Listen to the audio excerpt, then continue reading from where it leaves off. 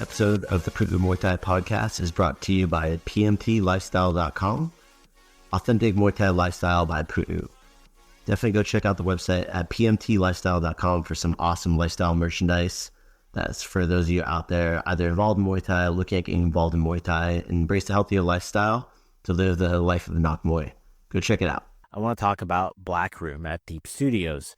If you enjoy the content of this podcast, you will definitely enjoy the value that you get out of the Black Room and being a member of the Black Room.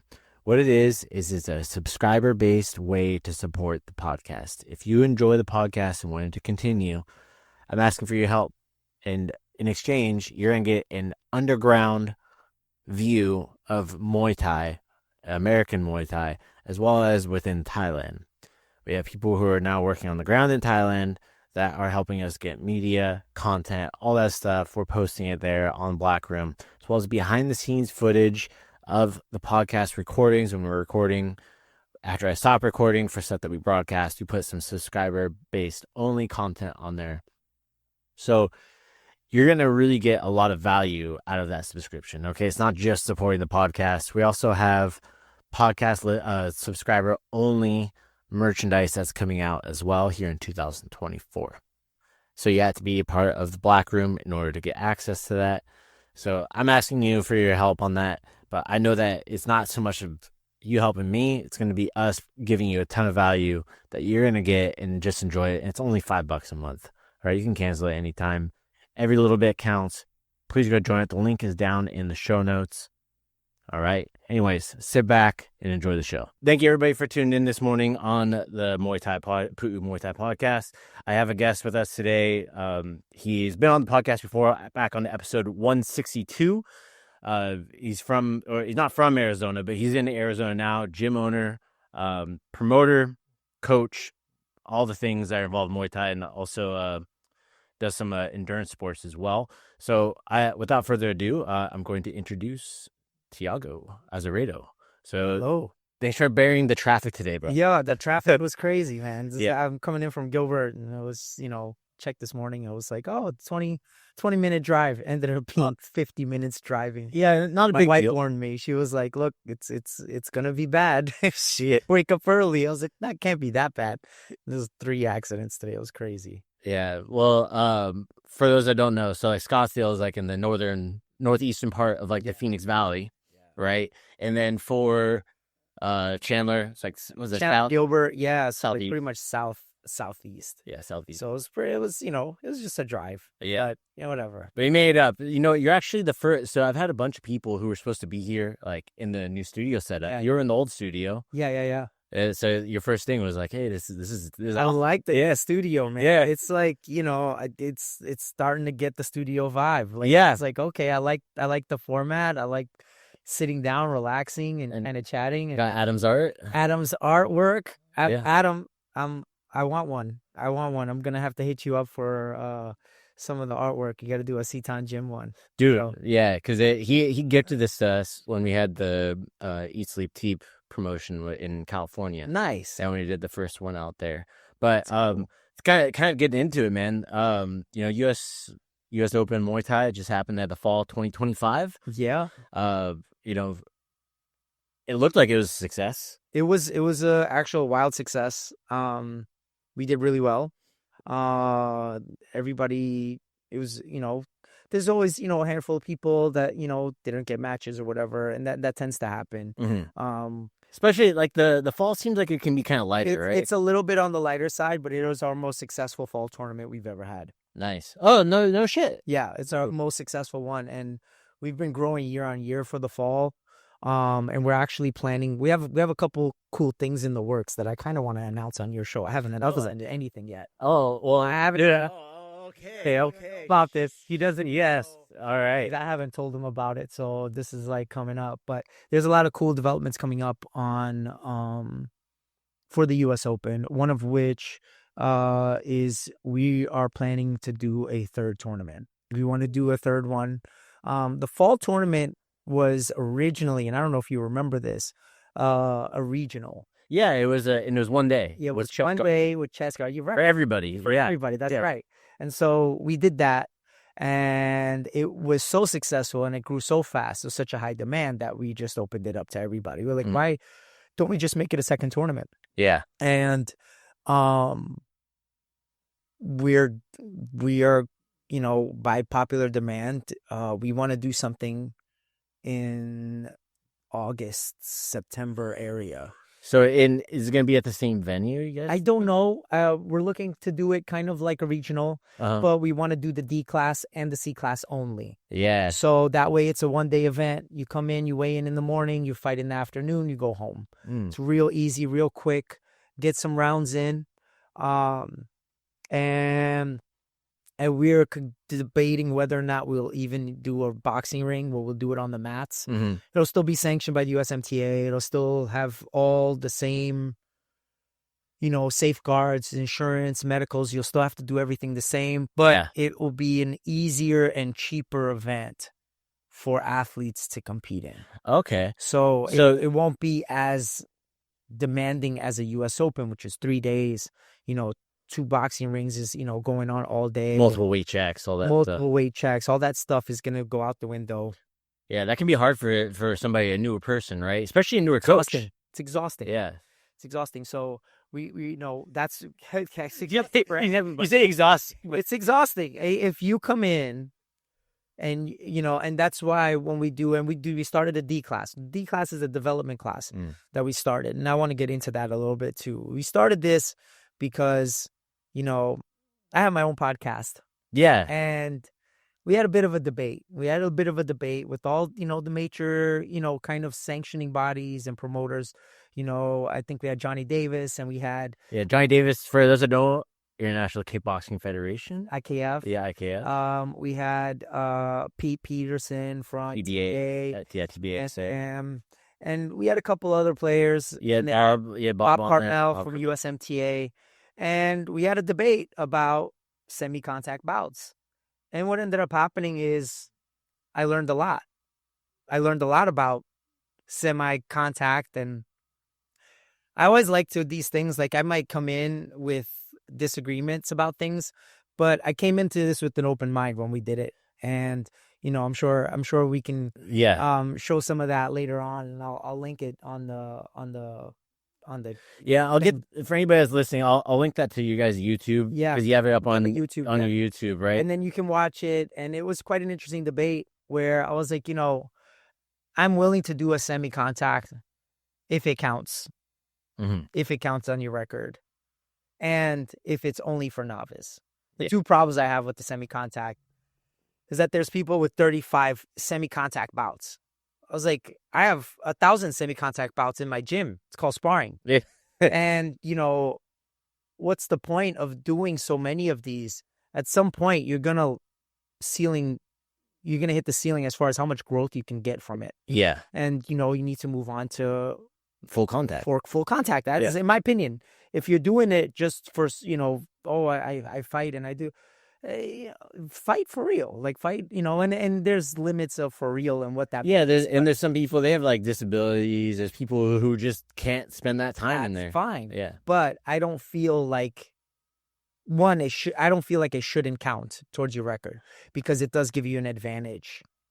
It's experience. That in front of an audience with cornering and judges and referees, that even if it's semi-contact, if I do 5 or 10 of these versus somebody that's done 0, there will be a very big advantage. Yeah. In ability to compete. And so it becomes an unfair advantage at a certain point. Yeah, that's my belief.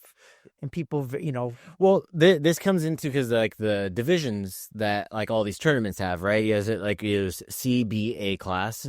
So you had some people, some organizations saying that, hey, these don't count on your record. You don't need to disclose these. Correct. But then they don't realize when you go to a different state, different regulations, different organizations say, hey, these count in Arizona. So, you know, the IKF has, you know, their own set of things that for their organization, right? And they say that the PKBs don't count in regards to that. In regards to that, but when you come to Arizona, and even some instances in TBA, will count those TBA, I believe if you have a winner, there's a deemed winner, they count those Yes. experience. I don't know if it's half experience. I'm not really I don't know familiar with it, but I do know that they count it in some extent.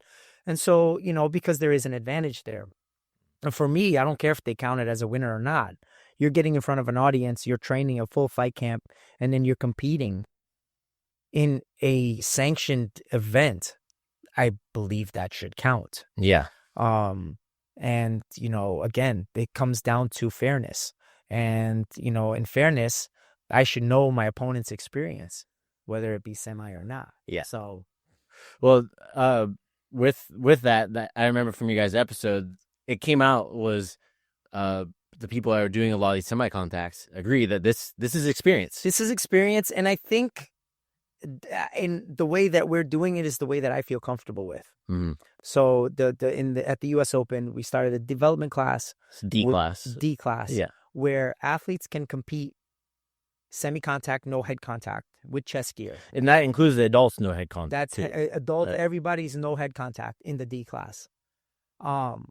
And all chest guard. Everybody wears chest guards, shin guards, gloves. There's obvious no elbows, and they compete. They can only compete up to 2 times, and so there's only 4 per division, and they can't have more than 1 fight. Mm-hmm. That includes across the board. If they have a boxing fight, they can only have 1 fight in this division. So these are true novice athletes competing against each other, and there is a winner. And the cool thing is, at the end of that, we do a Muay Thai report card where we will give you feedback about how you did. So the blue corner gets 1, the red corner gets 1. And, there's a hand raised and they get to advance in their division or not advance in their division. The rounds are shorter. The registration is cheaper. So, it's a really great way for athletes to dip their toe in competition, especially if the coach is, for example, I have a couple guys in my gym and they're like, Thiago, I really want to fight. I want to fight. And I'm like, man, you are just not ready. You're just not ready. And here's the reasons why. I had it yesterday. Yesterday I had a guy and he's like, what would I have to do C class? And I was like, well, you have to remember these guys can have up to 5 fights in your division. You might be fighting a guy that's 5-0. Yeah. So I need you to spar a little bit harder, and I need you to, and he did, and he got rocked, and he was, a couple times actually. And he's like, and he was like, I was like, that's 50% of what they're going to be trying to do to you. They're going to try to kill you. Yeah. And obviously not kill you, but they're going to try to beat you up. Yeah. They want to get you to try to hurt you. Take a knee and get down to the ground. Yeah. They're not going to stop until you quit. And I don't feel like you're prepared for that. You can start by picking partners to spar with that are better than you. You can start by going a little bit harder and asking for, maybe, hey, let's go about 60%, And, at the end of that, he was like, oh, I'm actually grateful for this lesson. It sucks. I get my ass kicked today. It's better to happen in the gym, though. But it's best to happen at the gym where people will stop. Yeah. Or at least at my gym, they'll stop and they'll go, you all right? You asked for this kind of, but they'll stop when they see that he's kind of. And so that's why I was like, look, if you sign up for D class, I have no problem with that. I was like, you have not focused on your defense at all. You haven't practiced it. You haven't worked on it. And it's showing. Yeah. And, now you need to fix it. And so bringing that to your attention now so you can fix it. But if you wanted to sign up, D class is the way to go. And, he's a little disappointed, but, ultimately he's happy about it now. He's like, okay, now I have a direction. And I was like, look, the D class I'm comfortable with, because if you don't fix your defense, you'll be able to, you're not going to get knocked out. It's semi-contact. You're not allowed to go hard. Power is not a factor in the scoring of the D class. It's technical work and volume. So quality of technique, footwork, balance, the things the intangibles, right? That people don't really focus on, at least the layperson when it comes to fighting, that are actually quite important. The timing, the footwork, the evasion, a volume of strikes that are, on target. These things need to actually happen more often, and the D class kind of emphasizes those parts of fighting. Yeah. Well, kind of with that too, with these semi-contacts, they're inside of a ring also, right? So, and you're getting that tournament experience.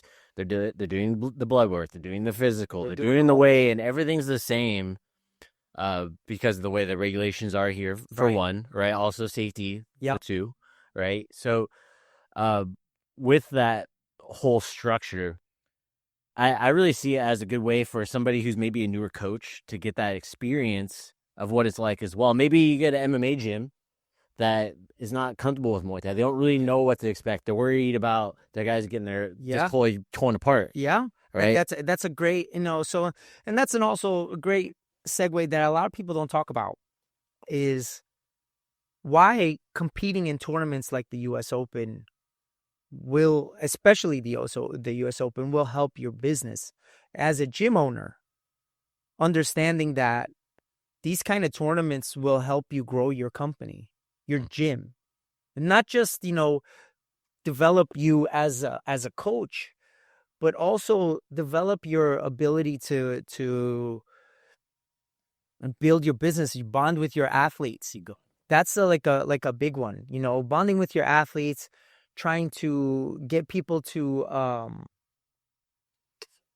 actually participate in fighting, in competing. And then on top of that, your students, the gyms that, let's say you're a gym that, like, I don't participate in these events, right? I don't participate in competing. I don't participate in as far as fights are concerned, right? These people are online watching and going, you know what? Why aren't we competing in this? A lot of these other gyms are going to compete over there, and they're doing well, and it legitimizes their coaching. They legitimize themselves as a coach. If you want to go in, and I'm looking for a gym that not only competes but also knows how to win in competition. I want to be taught by somebody that can teach me how to win, not just throw me to the wolves in a fight, and half the time they're losing every single fight they're competing in. And if you're a newer coach and just opened a gym, or you're trying to develop your fight team, the D class is perfect.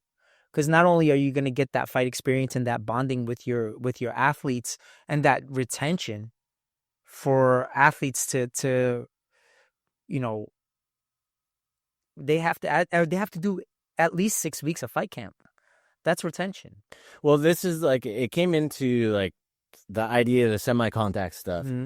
And, I think it's a lot of the intention behind it was for this reason, right? Right. You get the PKB from IKF, you get the MDL from Patrick, and then the Youth Development League they did. And then I helped start. Yeah, I remember that. I remember that. I was there. Yeah, I remember that stuff. So, like, a lot of it was based upon building a development structure for people to be able to get their foot in the door. Yes. Retention, get the students actively engaged. The ones that would normally die in the ring. I think I was talking about the term. This is great for people that would die in the ring. That's the guys that just don't want to run, And so what happens is, like, perfect example was Paul McGowan. He's a good friend of mine. He owns a gym called Chandler MMA, and he had I'm not gonna dive into details of his own thing, but ultimately he needs to rebuild his athlete base. And he, I told him about D class, and he's like, "Oh, Thiago, I only have 2 or 3 guys for the tournament, 3 guys in support, but I just don't have the athlete base yet." So now I was like, "Hey, you know what? I have this D class," and he was like, "Oh, what's this?" And ended up, I think, putting 14 guys in that division. It was like half the division was Paul McGowan versus the world in the D class. And he loved it. His athletes loved it. We did it on the first day, the entire division the first day, to save spectators, tickets, to have to pay for tickets to watch this stuff. So, throughout the whole tournament. Yeah, they don't have to do a 3-day ticket. These guys that are doing D class, they're the first ones to compete. They can go home or watch the fights or do whatever. And at the end of it, he had a bunch of guys that had extremely positive experience. Win or loss, they got feedback on what they needed to work on. And majority of those guys are like, we want to now do C class. This was great. And Paul's telling me about it. It's like, this was such a great experience. This is going to help me build my athlete base again. These people are now going to get the feedback they need to actually get better. And it's not just coming from me. It's coming from actual judges that are deciding who wins and loses. So there's a big difference between your coach saying it and now judges are also saying it. Yeah. And going, hey, here's everything. Here's a whole essay on what you need to work on. I need to check more kicks. Oh, yeah, man. Coach, look, they're saying I need to check more kicks. Yeah. Like when I scream at you every day is sparring, right? Like now you're listening. Yeah, now you hear it. Now it's profound when it comes from the judge. It does. From a judge, it does. It helps a lot with, making sure that they're prepared for the next upcoming bouts. And, these people need to be prepared for that. Now, I have a couple guys myself that fought in the D class that, a couple of them, I was like, still need more work. But we have one guy that he surprised me. I was like, Alan, he was grinning like a goofball the whole fight because he was so happy to be in there. He was so happy. You can see he was smiling the whole time. Yeah. It was like the time of his life he was having. And he did so well technically and such good footwork and balance. And he won the division. And, he basically, after that, you're going to C class. He's going to pause mid sentence and check your watch. Mr. Busy Man. Yeah. It kept dinging. Yeah. And I'm like, stop, shush. But yeah, that he basically is, I saw how he fought. It was like, all right, C class now. Yeah. And he was just like so happy. He signed up right away and he's like, yeah, we're doing C classes because he really wanted, I was like, right now, I don't think you're ready. And I was, I was like, prove me wrong in camp. Mm-hmm. And he didn't. I was like, look, you're still getting punched in the head a lot, way more than I'm comfortable with. So we're going to stick to the D class moving forward. And, he was adamant about proving me wrong. And he kept his hands up, which surprised me because he never freaking keeps his hands up. And then when he fought in this event, he did keep his hands up. He did show good footwork. He did show good defense. And, it was a great tool for him to move into C class. Now I feel confident because now he understands what he's preparing for. Yeah. And now I told him, I was like, hey, come April, let's do C class. I'm okay with this. Not to mention, he had to lose a ton of weight to get there. Yes. So, but yeah, it's a really great way. If you're a gym owner and you're not doing the D class event, you are missing out on a lot of potential on growing your business, a lot of potential on growing your athlete base. Yeah. That's a legitimacy thing. And a lot of people, when they're looking for a new gym, they're looking for legitimacy. There's a lot of fakes out there. There's a lot of people that really should have no business teaching people how to fight. And you know this. Yeah. And it's never going to go away. No. These things are never going to go away. But you know what's going to give you the edge against those people are competitions like the US Open, like we have plenty of promotions out here in Arizona that are doing really, really well. Vin has a show. Fabiano has a show. Mike Martinez has a show, and I participate in all of them. Yeah. I have my guys always compete. I always send them a list and, hope that they match my guys. And I come correct. Sell a shit ton of tickets. Yeah. Make sure that these shows are doing well because we need them. The ticket thing, there's something, if you were going to say something to an athlete out there, as a promoter, as a coach, right, a gym owner, how important are ticket sales when it comes into, if you're a coach, should that be a priority to sell tickets? So I'm gonna make an overall statement that answers that question very easily.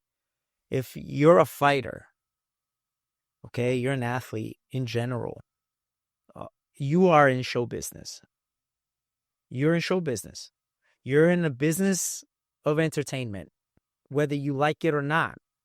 Now, how well you entertain and is up to you, but in show business, your value is equal to your fan base and your pull.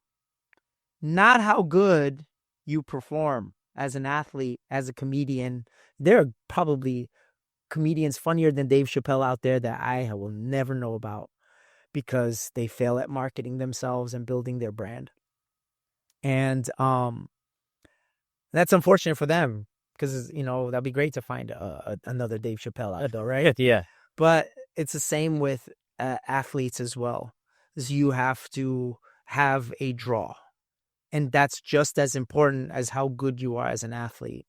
Having worn all these hats, I understand at firsthand how important ticket sales are to a promoter. And a lot of people really think that these promoters are walking out of that show making money hand over fist. And the fact that there is, it's not even close. It's not even close. It's all a facade. And any promoter that says different, man. The talk about the facade, you remember Tiffany Van Soest? Yeah. She had a post recently. She's like, I was at a pre-fight interview, and one of the gemstones fell off my championship belt, my world title, and the production manager put it on with a piece of double-sided tape, and she realized that it was all just a facade. It is all a facade. Yeah. It's show business. Show business, right? It's got to look sexy and cool, but the thing is that it's probably the highest. It's probably the highest failure rate as far as any business, promoting events. It's highest turnover rate because the level of stress is not worth the money that you make. You can put that energy towards literally any other industry, and you'll make more money. It would pay out. You would be wealthy, actually. Yeah. And so it's very difficult. The promoters. I hate putting it out there like that. Like, oh, poor promoter. No. Whereas they choose it. We chose this stress, and I'm not gonna sit here and cry about it because I chose that stress, and I love the sport, and I want to see people compete and grow and things like that, and so I do it. At a certain cost. We put on these events. I put on a show in March, and it was awful. It was a horrible show. Was that it was a great, the pro fight night. We had some of the top pro athletes in the country, in the world, yeah. And that's not like for anybody that's listening. That's not just a statement that I'll back, but that's a legit. Yeah, legit was. Dima is an absolute, and he showed it. It was possibly the most spectacular knockout I've seen in a long time in person. I mean, it's spectacular. It was the coolest thing, and the people that came and watched it will never forget that experience. Not to for anybody that doesn't know, for the movie Bloodsport. Yeah, he was wearing the shorts. He was wearing Bloodsport shorts, and he knocks the guy out with a spinning back kick. Spinning heel kick right to the rib, sends the guy, launches the guy. It was incredible. Like, it was like he gave him 3 8 counts, I think, in 2 minutes. And he ended the fight in 1 round. It was incredible. He's an incredible athlete. And the guy he's fighting too is no slouch. No slouch. Argentina. He's got like 40 plus pro fights. 40 plus pro fights. He's legit. On paper, it was like, hey, yeah, this is It's actually an even match. But Dima's a different animal. He's originally from Belarus. He's from Belarus. Yeah, which is one of the stronger teams for international world championships. In all the world championships, Belarus is usually a pretty dangerous team. It's like Russia and Belarus. Yeah. They produce really great athletes. Belarus, but yeah. Dimitri was just amazing athlete. You can probably catch him on Warriors Cup. He does a lot of shows over there. Yeah, East Coast. He's in the East Coast. He's with Charlie Catone, and it is just, these shows are hard to put together. And depending on where you live, it's even harder. The commission kind of, has their hand in your pocket, and it's quite rough. Yeah. And so, to say the least. And so that's where like I was like, I'm going to stick to my tournament. This is a lot, and I'm going to support these promoters out here that are, because it's just a lot. It's a lot to do in general. Well, you guys do the tournament really fucking well, the too. tournament is an 8 to 9 month endeavor. Every tournament takes about 8 to 9 months to prepare fully. A lot of people think that, just going to throw it up. And I'm like, I'll sit. I was like, really? I was like, I'm going to sit and watch. Because if you could throw this up in 2 months, like, I'm going to be impressed. It's very, very difficult to do it in a well-run way. And luckily, in the state of Arizona, I think the promoters and Bob's done a really good job of making sure the promoters don't step on each other's toes and work together to make sure that everybody eats. Everybody does well. Well, yeah, like you're saying, like you guys all fight on each other, like you have fight on each other's shows. We need each other to put on these shows. Yeah, it's the show business, man. Yeah. I need my athletes to compete, and so it can't just be me putting on all the shows. I want to be able to corner my guys too. Yeah. And so, like I always throw names. Everybody they call me. I call them.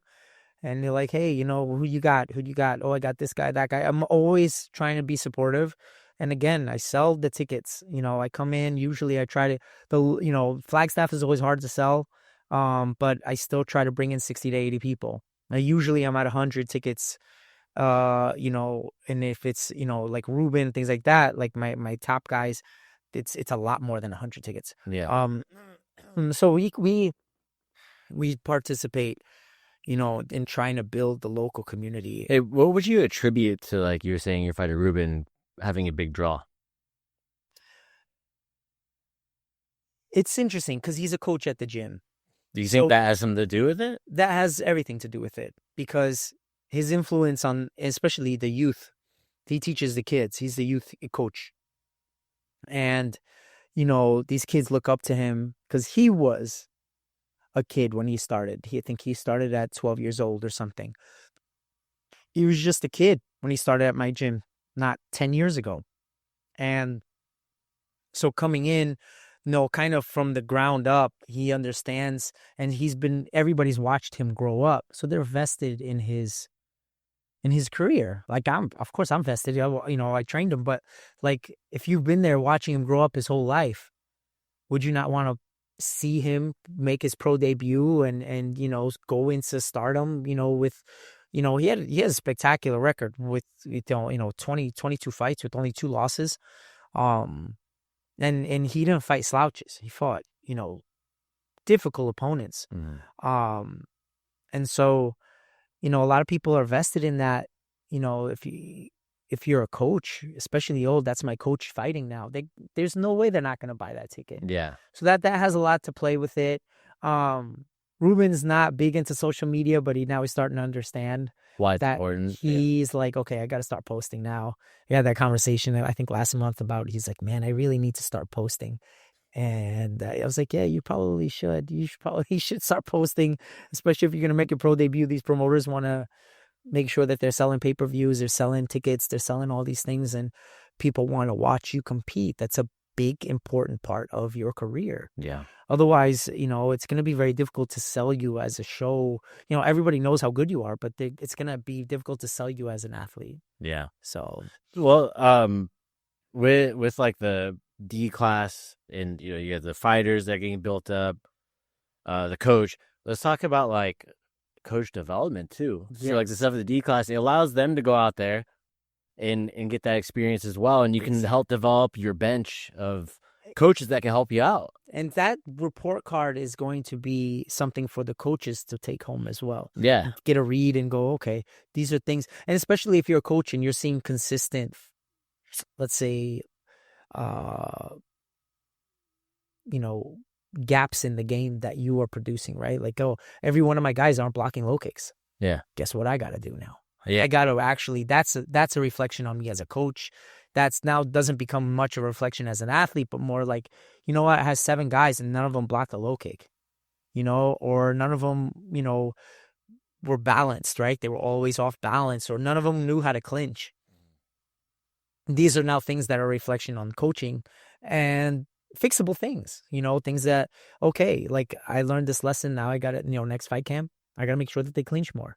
I got to make sure that they're, I got to make sure I know how to clinch. I got to work on that. Maybe go to Thailand, freaking take a month. Yeah. Train out there, learn how to clinch. Go to FA group and learn how to clinch. Well, Yotin from FA group, he's doing like the tours around the US. Yeah. But you can't learn it all in one day. No. You gotta put it to practice. Yes. You gotta know how to do it yourself before you can actually teach it. Yeah, and that's a big thing too. You hit on a couple of really key points. Like, there's a lot of people who are out there who are teaching that probably shouldn't be teaching, and a lot of them. I think Vin made a shirt that said "Crew Tube." I think it was like back in like 2008. I bought one. I have one. I have it somewhere in storage. But you can't learn that stuff by watching it. Like, you can see it and see it happening and have an understanding of like. But the touch and feel and where to push and where to pull, how to like those things. You have to do in competition. Yeah, or like and do a lot also in training and live, like under pressure. And that way, when it comes time into competition, that you can actually do it. Yes. And you're not just swinging. Natural. Yeah. Because you won't be able to think about, grab this hand and grab. You're getting kneed, you're getting elbowed. Being punched. Yeah. It's to be happening without thought. And that's just a lot of repetitions and understanding as a coach that's what it takes. The coach development for the D class is actually, a big proponent of it. Development of your gym is a big proponent of the D class. It's something that's going to help. Development of athletes. Even I was talking to Bob, I was like, you could develop, a lot of judges and referees through the D class. I kind of want to start that conversation too. And man, that's what we do in California. So he's like our referees training stuff, and we train them like we do a whole online course. Mm-hmm. And then they come in through, and we do an in-person one the day before. Yeah. And we drill everything, review everything in person. And then we go in and we have like a head official that's supervising all of them, one or two per mat. Yeah. And we supervise all this stuff to give that feedback and to make sure everybody's safe, right? And that builds that next generation and creates the infrastructure, the backbone for the fighters, the promoters, everybody to have, right? So that's something that, I want to, probably discuss with Bob when we do an August or September event. It's a good time for something like that. That'd be something great to, it's like, hey, you got any green referees that need some, some ring time? We can, that becomes part of the development, of everybody in the sport. And this is a model that works. Like, this is one of those things, we know that's a model that works. It works really well. Where it comes into it. It works really well. Unfortunately, the state of Arizona, we don't get any, how do I put this? We don't get any cheaper rates. It's fully sanctioned. You have to be fully sanctioned. I still have to get an ambulance. I still have to get insurance. Everything as if it was a pro show. It's the same thing for semi-contact. And then the D class semi-contact division. It's ranked. Right? It's ranked. Yeah. So you guys are licensed. Yeah. You're insured. Yeah. Ranked. Sanctioned. Everything is as a regular fight. If you're competing in a D class, it's like you're competing in C or A or B. It's going to be just the same. It's going to count the same. And the good news is that this isn't some hokey show that you might get hurt. You might get a guy that can happen. He throws he's supposed to throw body kicks and he throws a high kick and you get hurt or you sprain an ankle or something happens. I would say that that's extremely rare in a D class event, but it could happen. And know that you're insured and that you're protected from any kind of funny business. Well, that's the big one. Like the semi-contacts we do is like we pay, like they don't need. So in California, doctor, you don't need to. Yeah, it's not required. None of that's required. So like one of the things like we do med pay. We have an RN there. We go through it as much, like we actually do more than what the state would require for something like that. But you'd be surprised. I bet you there's a lot of people out there that are doing these and not. Right? Not. Yeah, I guarantee it. Actually, I mean, it even happens like, people are underinsured. It happens at events all around the U.S., not just the semi-contact. There was a big scandal here in Arizona where a promoter was, I was putting on events and I was like finding out that this promoter is literally putting on a backyard boogie, making money on it, putting guys at risk. And then finding out that, the guy that he says was a doctor is not a doctor. Guy that says that he is an EMT is not an EMT. And actually, this isn't sanctioned by the state. And it's just, and I was like, yo, what the hell is this? And meanwhile, there's a promoter out here that there was 2 guys that went to jail over that shit. Yep. Yeah, they were doing some sketchy stuff. There's a couple of people that got dinged. It's the Wild West, man. Yeah, Arizona. And they're cracking down on it. The commission's going really hard on that stuff, and I'm glad that they are, because there's a new commissioner actually in the state of Arizona too, and he's doing a great job. Well, no, Danny actually he's got a different position somewhere as of like December. Oh, Danny moved? Yeah, I did not know. Yeah, as of like December 5th, I think is his official last day. No way. Yeah, we all got an email. He's like, hey, I would have missed that email. I love Danny. Yeah, he's great. Yeah, he was a good executive officer for this. He's really great. He's great. He helped forward progress. The only thing is now that we are lacking in the state of Arizona is a pro event for pro athletes to compete in. We're just lacking in it. I tried, almost lost my ass on that show. I could bet, man. No, it's a rough one. But there is still a need for that. And I don't blame promoters for not wanting to do it, because I understand how expensive and how risky it could be to put on an event like that and then not pay out. And it's usually the business of it. And I see it online all the time. Everybody's like, oh, let me tell you about the business, Sonny. Let me tell you about the business of Muay Thai. And I don't think athletes give a shit. Unfortunately, they should give a shit, because it dictates how their career is going to go. Understanding how the rules of the game are played as far as a promoting standpoint, and understanding what the currency for promoters are, which is ticket sales and viewership. Yeah, because the more viewers they have, now the more views they have, the more sponsors. More sponsors, they can actually pay for you to come out and compete.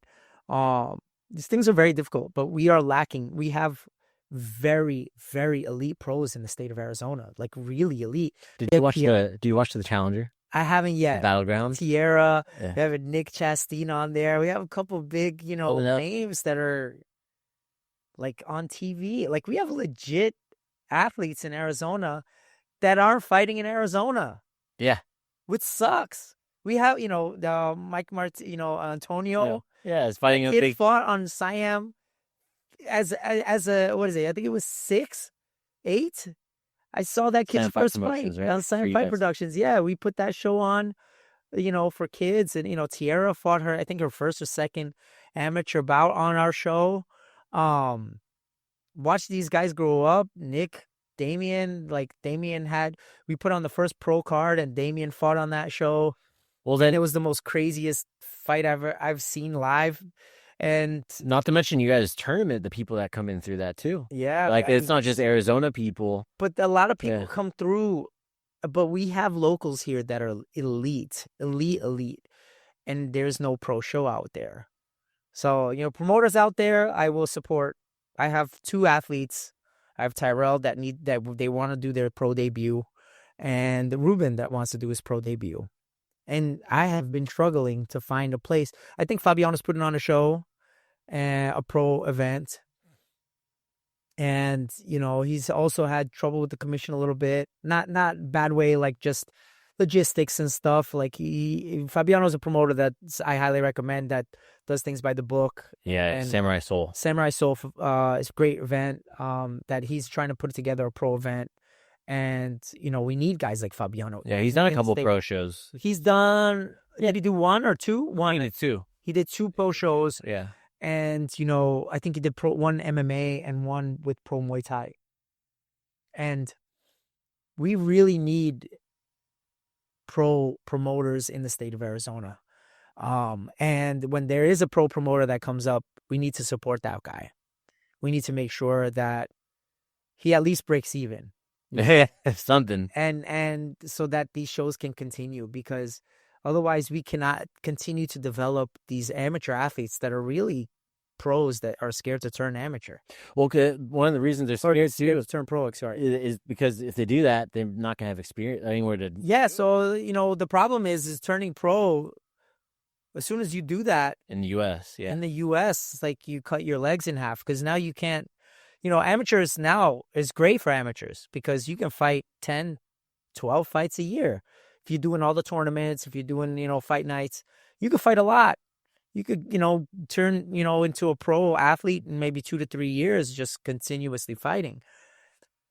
But once you turn pro, there's really not a lot of pro events. There's a show in Texas. There's, Warriors Cup. The Warriors Cup. There, and then Freedom. The Freedom. Yeah, Rami's. And then WCK. Yeah. And, I can't even get a hold of WCK anymore. Some of these guys, you can't even get a hold of them. Yeah. And I know I have elite athletes. I know I sell tickets. You can't even get in the door with these guys.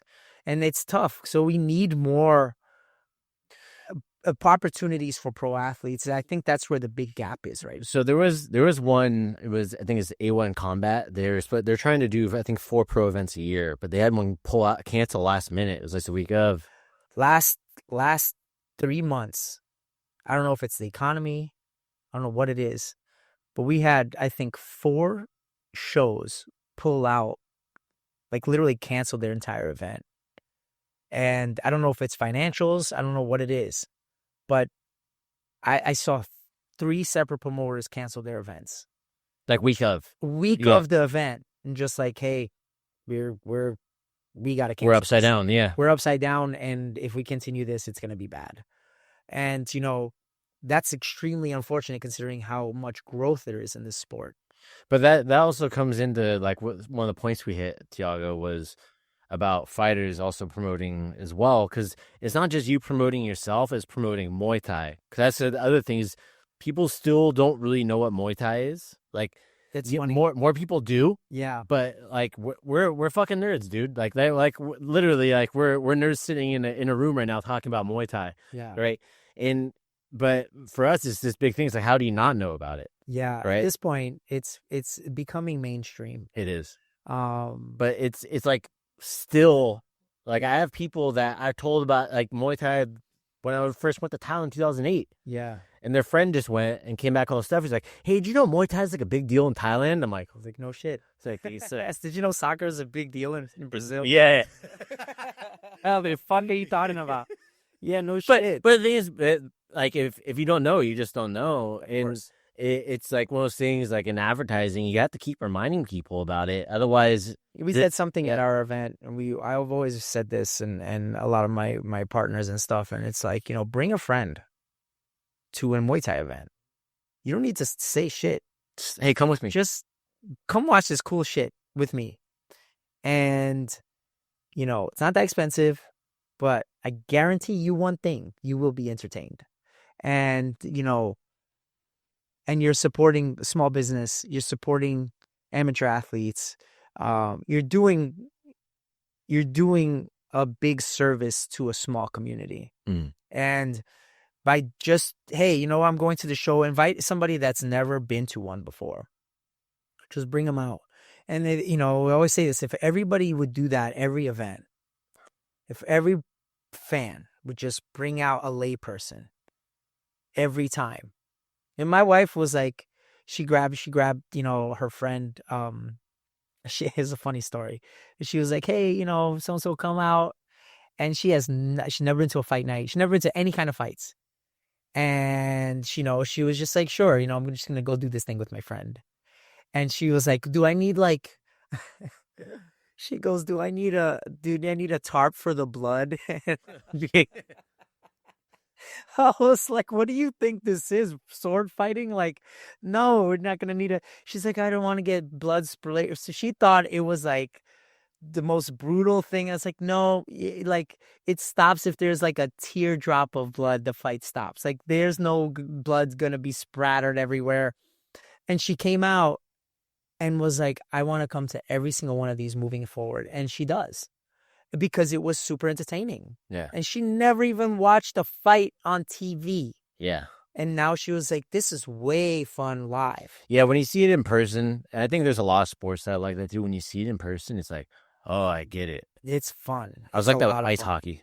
Really? Yeah. Oh, ice hockey. Yeah, that is a lot of fun. But seeing It's got all the ice hockey's got everything. yeah, seeing on TV, it's like Boring. yeah. But then you go in person, and especially if you're sitting on the glass. There's the drunken hecklers. There's the fights. There's the contact. Experience. You get everything, and it was like that's why I was like, oh, I like ice hockey. It's yeah, man. It's a whole experience. Yeah. Respect to anybody, the Canadians and the Nordic folk out there that They like to fight. Yeah. I gotta say, you gotta hold a special place in my heart for people that like to fight. Ice hockey's big out here too, which is Huge. Which is funny because you're in the middle of the fucking desert. Yeah, no kidding. But it's quite big out here. Yeah. Been to a couple of the shows. They're always sold out. It's a lot of fun. Their arenas. Yeah. Did you see it in Colorado? They were doing bare knuckle ice skating fighting, where they're just like, okay, you get one hand, go. Yeah, and they they grab the jersey And they have like a soft headgear. Oh yeah, their it's head. fantastic. I think it's the best. And they just took the best part of hockey And like, all right, and encapsulated it in an event. and they even put it on ice rink. They have like the door. I loved it. Yeah. I watched. I was like, these guys are geniuses. You guys are geniuses. Say okay. So there's somebody like where it was like a little bit gimmick. It's gimmicky, right? Someone did tag team pro Muay Thai in Mexico. That's that's amazing. Of course they do. They did tag team. They did it in Mexico City and DF. So there's like luchadores. Yeah, exactly. Muay Thai. From Muay Thai, and you could like tag them in, Ah. and they would call time. They would call them in. They put the other guy in the corner. All right, come in, fight. Oh, so they can't fight like.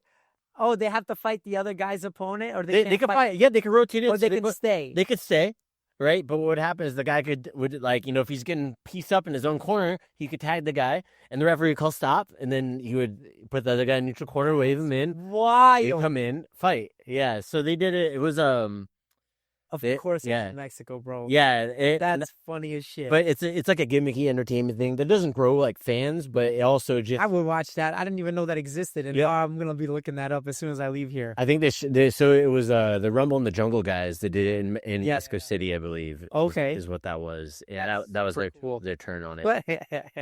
But So that's so cool, man. it goes into like for anybody that's out there, like you're saying, just bring them to watch the fight. Bring them to watch it. Even- You might make a fan for life and help grow the sport in a way that you don't even know. These people will bring other people, but that's always what we tell people. Like, hey, just bring a layperson that's never seen that before Mhm.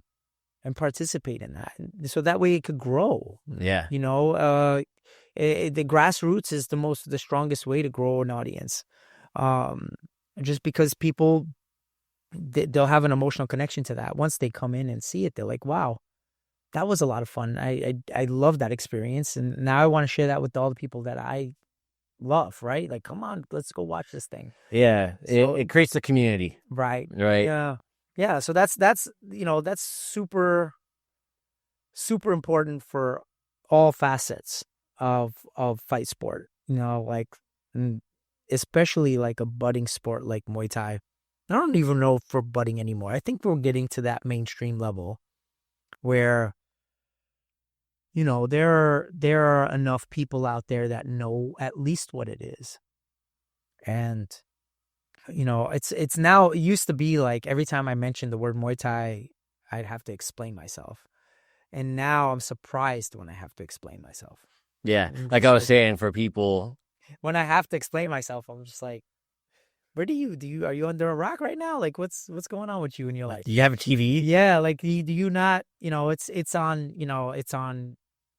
Amazon Prime. You're watching these reality shows where it involves Muay Thai. I remember when the Contender Series came out. Mm. This was a long time ago. Yeah, it's John Wayne Parr. Wayne Parr, Yeah. Yotzen Clay, and all these other guys. And I actually, at the time, it was TiVo, or I don't even know. I think it was maybe pre-TiVo that came out. But I was like, I advertised locally. I put advertising on my gym. This was prior to smartphones and YouTube and all that. I sold advertising on, I think it was NBC local. Because I was like, I've never seen Muay Thai on TV. I've never seen it. Mhm. This is the first time I'm watching a reality show that features Muay Thai. So it actually helped my gym. Well, And I was throwing advertising. I was like, put all the money I got into these ads. And so I paid for, an ad for my gym so they would run an ad during the Contender Series in the state of Arizona. Because there was nothing there representing us on TV, on the mainstream. no. And that was Well, the first time. they had what was it on MTV? They had like it's like This Is My Life, and they would show like somebody who's like got Tourette's. They would show somebody who is got eating disorder. But they had one where it was This Is My Life. I'm a Muay Thai fighter. I think Kit Cope and Kevin Ross were. It was Kid Cope. That was the first. That was the first one. That's right. That's the first time. I was like, I remember this. 2007 or 2008, I think, is when that was. That's right. And Kevin Ross was on it too. Yeah. But it was like mostly Kid Cope. And he fought like one of the, I think he fought one of the fights, like the rope fights. Yeah. He fought the caught choke fight. And he fought, damn, that was, you bringing that back. Yeah, I remember but it was a long time ago. Kit Cope's a character, bro. He's a whole character. But yeah, it was great for TV, and it was great for, again, these kind of things help the sport. Yeah, people would hear about it. Oh, I saw Muay Thai on MTV. This thing, and now I know what it is, and then you introduce them to watching a fight live. And then they had, was it Fight Girls on Oxygen Network? Fight Girls, with Masatati. Yeah, and they had like Julie Kitchen, Amir Nakamoto. There was a few other that was like. There was a girl from Seton Gym that was on that show. Oh no shit, Seton, New York. Yeah. Damn, I forgot her name. Damn it, Thiago. Damn. But she did pretty well too. I think she came to. But I think that was the next one, and then there was Contenders around the same time. Series. Yeah. Like now, it's ONE FC is really pushing that envelope to make it mainstream, and thank God, because now when people do know, like when I run into somebody and like, oh yeah, I own a Muay Thai gym and a head coach. It's like, oh, you've seen that show ONE FC, and I'm like, yeah, of course.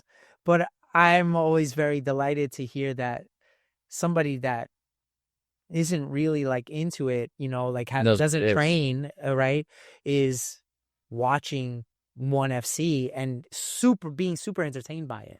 Yeah. Like, yeah, that's what I teach. Well, that's ONE FC too. Like a lot of people have talked about like the gloves and stuff, but the eyeballs that is brought to the sport, I think it's a net positive. I know it is a net positive. And a lot of people, because that's how they tie in the MMA crowd to Muay Thai, is putting those MMA gloves on, and it'll catch their eye, even as a scroll. Yeah, they'll go, "What's that?" And oh, these guys are wearing MMA gloves, but actually, it's not MMA. It's actually. Looks a little bit better than MMA. It's actually all the good parts that I enjoy of MMA. So that's, but it does, change the landscape a little bit of the sport, and so the sport is played differently because now the rules are slightly changed, and you're going to see more boxing. You're going to see a little more Dutch style. And so there's now the hands are way more effective. They're not as padded, possibly more effective than the kicks. Yeah. And so you can see a stylistic change when those gloves are on. Yeah. And some people kind of, are against it. Ultimately, like you said, I think it's a net positive because people are being made aware of the sport. Yeah. It is exciting too. I like watching it. I like watching, RWS. There's going to be eyeballs in the whole thing. I know one championship renewed their contract, I think, for 2 years. Yeah. With Lumpini Stadium. That's awesome. So, but I think part of that agreement is they have to do regular traditional 5-round Muay Thai fight events also, or on the card. I'm not sure what the whole agreement is. I'm actually happy that because it's going to differentiate, hey, look, all you lay people that are just watching this for the MMA gloves, here's what it looks like traditionally. Yeah. Here's a 5. You might even like it better. Yeah. Who knows? Right. And so I like the fact that it exposes people people to both styles. Well, it's kind of, the UFC kind of is doing it now with jiu-jitsu, right? UFC started predominantly because of jiu-jitsu, right? Or Gracie's. Damn Brazilians. Going back to their damn Brazil. All right. But yeah, they're going back to it now. They have the UFC, they have the UFC BJJ matches that they're doing, like in like the whole pit and everything like I that. think it's great. Yeah, but It's all good. it gets them introduced into it, and it Right. gets people involved in martial arts. Awesome. Yeah. Yeah, I think it's, there's a lot of really, important developments that are happening in real time right now that are really making Muay Thai a mainstream sport. Um, it's all, everybody's playing their part in a good way, right? Like there's promoters, there's athletes, the main thing is to promote, right? Like to promote heavily. And then going back to the US Open, these tournaments are, and it's not just my tournament. There's plenty of tournaments out there nowadays where it wasn't like that before, that are really helping grow the sport. We're doing a lot of different developing a lot of things with the US Open. Mainly, doing kind of team events. This is another, kind of announcement that I haven't made yet, which is we are looking at doing cash prizes for the top teams that compete. So let's say Pinto took first place. We came second to Pinto by a lot. It was a pretty sizable gap. Pinto just absolutely killed it at the US Open this year, came in first. So let's say they come in April and they compete. We're doing cash prizes for the number one teams to help pay for their bills, to help do whatever they want, throw a party, I don't care. Number one team, number two team, number three team. Seatown Gym came in second to Pinto, which is it's not a hard pill because I have a lot of respect for that team. So it's not that hard of a pill to swallow. I just don't like being second. But competitive nature. If competitive, and it's friendly competition, I really have a lot of respect for those teams.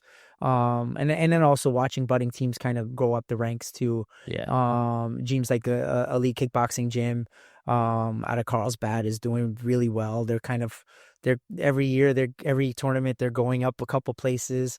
So there's a lot of really great gyms that are coming up the ranks. But we want to reward them in a real way and do cash prizes for teams that are winning.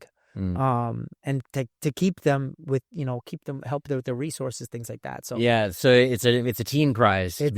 Team prize. Got it. Yes, we cannot pay athletes. Yes, you can. But I can't pay a coach. Yeah, you can. And so and it'll be very much merit based.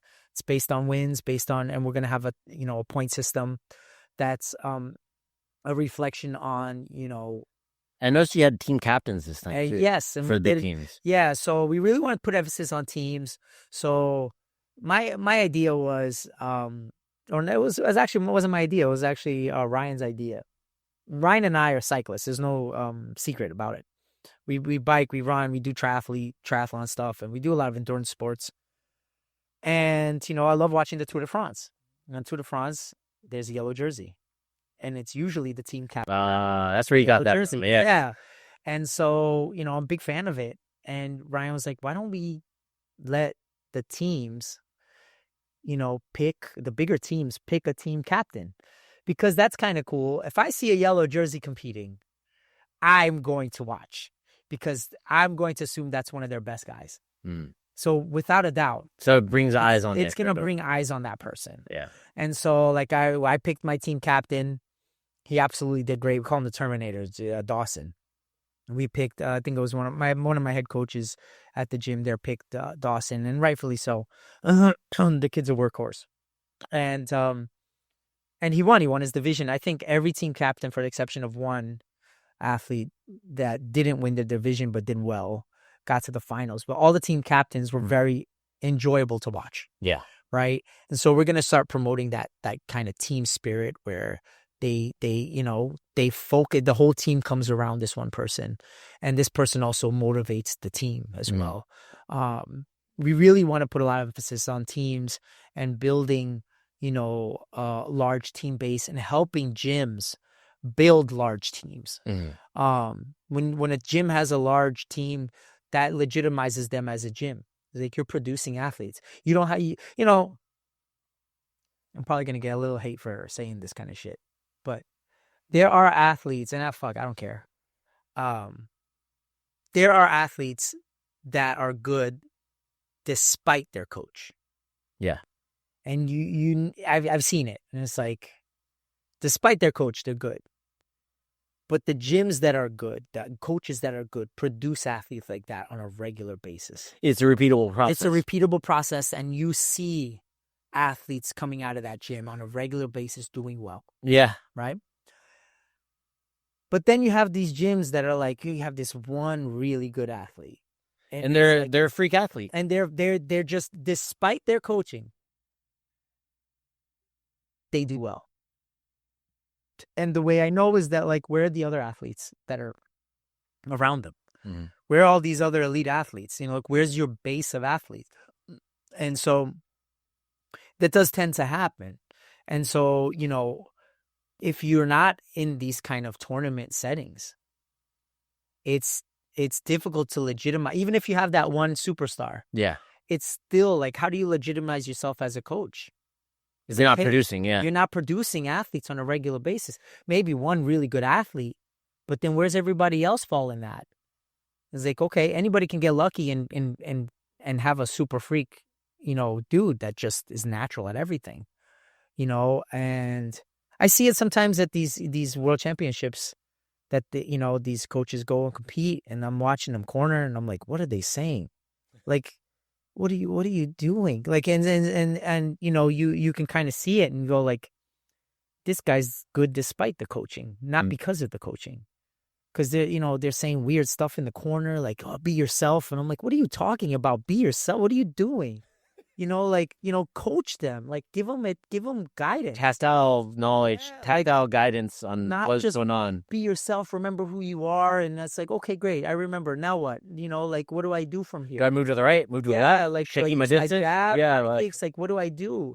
And so these people tend to be really good and loyal to their coaches, rightfully so, but at their own demise, because these coaches can only give so much. They only have so much knowledge. So I'd like to get more into that. Like we can do on our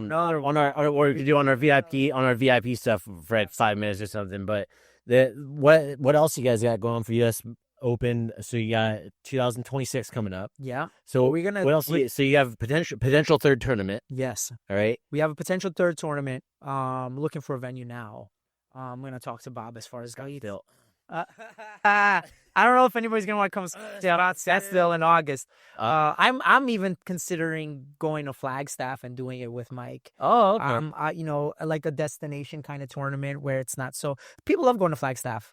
In August, I love going. I get the hell out of this heat. Yeah. So any way I can, I'm out. I think it's hard for people that are out of state to get there because they don't realize that you fly into Phoenix, you drive in 3 hours north. 3 hours. And so, and you do the traffic. Considering, fuck. Everybody's trying to get out. Everybody's trying to get out of there. I'm considering a lot of things, and you know, trying to build the community here locally.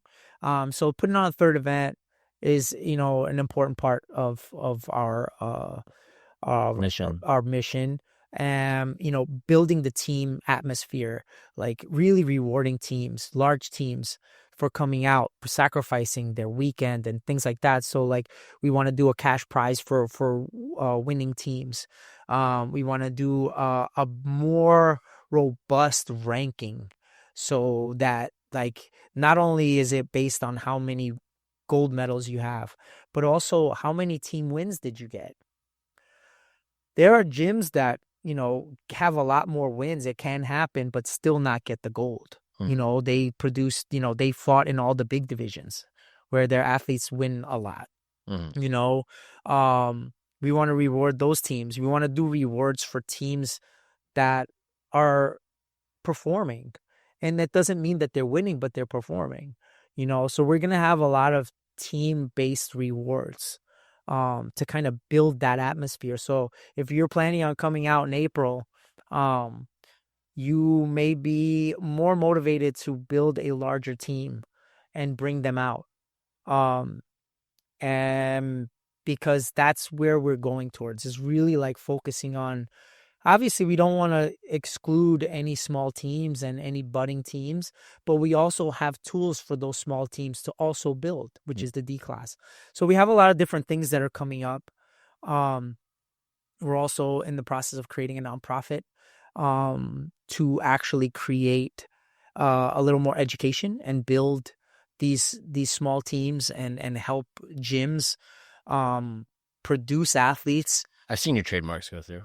Oh, you said you saw them? Yeah, they must have just came in because they just happened a couple of weeks ago. But yeah, there's a couple of things that we're putting together to really build the sport in the state of Arizona and in the United States. There's a lot of cool developments coming up. We're really excited about. So, how can people, if anybody's listening, they want to get more information about the tournament? Yeah. How can they find? Go on our website. You could follow us on Instagram. US Muay Thai Open is our handle.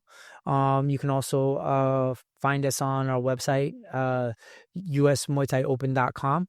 All of our registrations are open there. You can register for D and C class and all the classes right now. It's going to be, and our tournament's going to be a cool one. This one's going to be Easter weekend. So April 4th, 3rd, and 4th are going to be the competition days. That's going to be a Friday, Saturday, which are national holidays. And then we're not gonna do any competition on Sunday, which is Easter. Yeah. And we're gonna do April 3rd and 4th.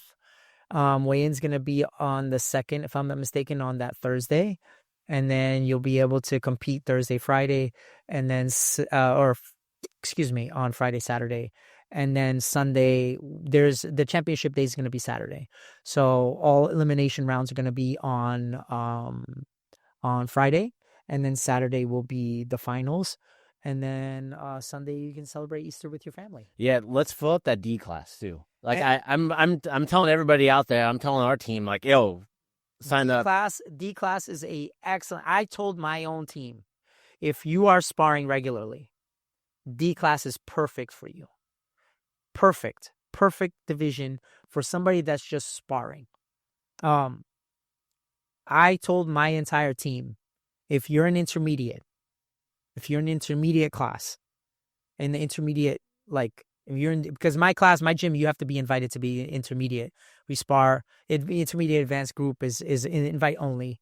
Once you're invited, you're good to go. And we move them up manually. I don't do a lot of shorts tests and things like that. I just basically, like, look, tap you on the shoulder. Your form is good. Move you up. And so we invite. So if you're in that class, I told them, you don't have to ask me. You can sign up for D class. You do not have to ask me. C, B, and A, it requires approval from us as coaches. And so just for their own safety, every once in a while I have a guy sign up for C class without asking me. I'm like, get a refund. Yeah. I'll get a refund. I'm not coaching you. You're not ready for that. Now, who's your coach? That's interesting. Who's your coach, man? Yeah, exactly. Like, I don't know who that is. Don't put my name on there. But you're not fighting in C, and this is for your own good. Like, you don't understand what you're getting yourself into. And so, I'll transfer them to D class and be like, hey, just do D class. You'll be good in there.